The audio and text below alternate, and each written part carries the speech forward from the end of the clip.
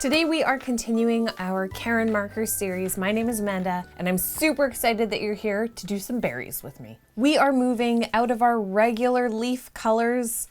If you missed tutorials 1 through 4, make sure that you go and watch those because we are going to be using many of those techniques today to create berries. But we are also going to use different colors. Yay! Today we're using orange red, number 051, and sepia 074, or sepia if you prefer. First, sketch a rough line on your page, and then off of some of those points where it looks like it curves or turns, you want to extend those branches further outwards and then extend further off of those until you've created sort of a skeletal sort of branching system for your berries. Next, take your orange red and you're going to create little moons where you think that berries would be placed. And I want you to consider that your berries, you want them to be clustered. So create clusters of 3, 4, 5 moons together around parts of a branch. And it doesn't necessarily have to look like they all connect perfectly, like when we were doing our leaves, they all came off of that stem. After you've done a series of your little half moons, take your water brush, nice clean water brush, and you're going to connect one side of the half moon to the other. You'll notice that this gives you sort of a Cheerio shape, but the side where you had drawn your half moon, you want to fill that in a little bit more. So it's slightly less Cheerio and a little bit more of a circle with a small reflection space. Go through and do this for every single one of your branches, making some of your half moons smaller than others and some nice and big until you have filled in your whole branch.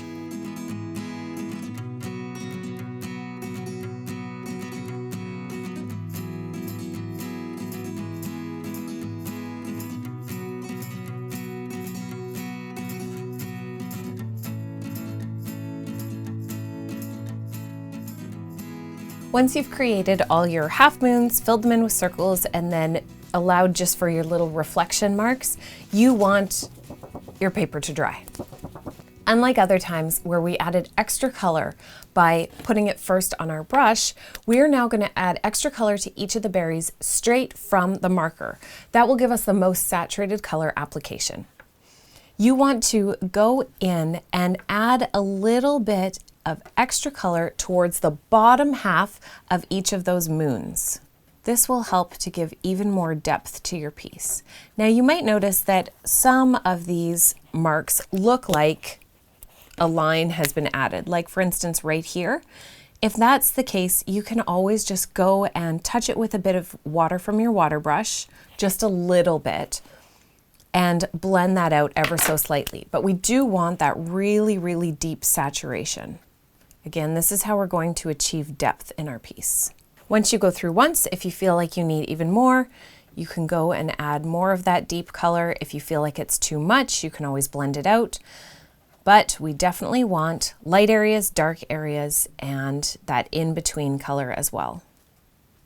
Now that we have our berries with depth, we are going to use the brown color in order to create that little fluffy bit where the berry attaches to the stem. It's not really fluffy, but it's those miniature leaves. So taking your brown, for some of them, you're going to go directly onto the page. So just sketching in tiny little marks at the bottom near where you have that line for the stem. It's okay if this touches your berry and ends up blending in a little bit, bleeding up through your red, because that's often how things go in nature, where it's not a perfect color change, but you have that color transition that happens. Remember, you want to add it to the part where it would be connecting to the stem. So on many of the berries, that's going to be at a different angle. And now we've done some of them. We're going to do others by adding the color with the water brush, so it's a little bit lighter. That will just help to give even more variety to this portion of the piece. And again, that's how we get dimension. You you can always too go to some of the ones that you did draw on and pull out some of that color with your water brush. And now our last portion of creating our berries is to create all of these stems to connect all of the berries. Now you want to take your brush marker and start to connect some of the berries, but just use very small, very jagged strokes in order to connect all of them. The reason for this is because often these woody stems are branched like this. They don't go completely perfectly together, but we're also going to go in with our water brush just to blend out some of this color, and that will help to give more color dimension throughout the branch as well. And as you get closer towards the bottom of the branch, it is going to get thicker. So now that we've done our initial lines, you can go in with your water brush and run over some of those lines to blend them out, to give them some color change and depth, and just make sure that all of your berries now are connected. Some of them you might even change how they're connected, how you had initially thought they would be connected to the branch and then how they are actually connected. Make sure that where branches join, you give those nice strong connecting points. We can even have this one branch in down to here. And then use your water brush just to finish these strokes off.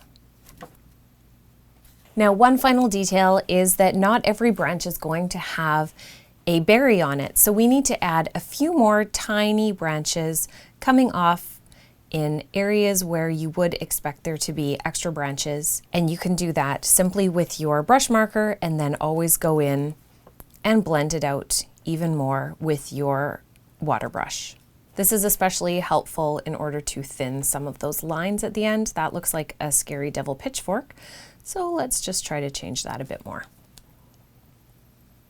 Also, adding these extra branchy lines can help to fill in some of that space so that you don't have to cover it with berries, because that would be a little bit crazy, but it helps to fill in those empty areas and is a good way to help fill in a wreath as well. So important keys for this are to first draw your half moon with your orange color, then blend it out with your water brush, leaving a little bit of space slightly to the side for a reflection line. Wait for that to dry and then add even more of your deep orange. You want to add that towards the bottom half of the moon that you had painted before going in with your brown and adding a little bit of a connection point for those berries to connect to the stems. Roughly sketch in your stem and then use your water brush to fill it in before adding a few more little branches here and there to fill in your overall piece.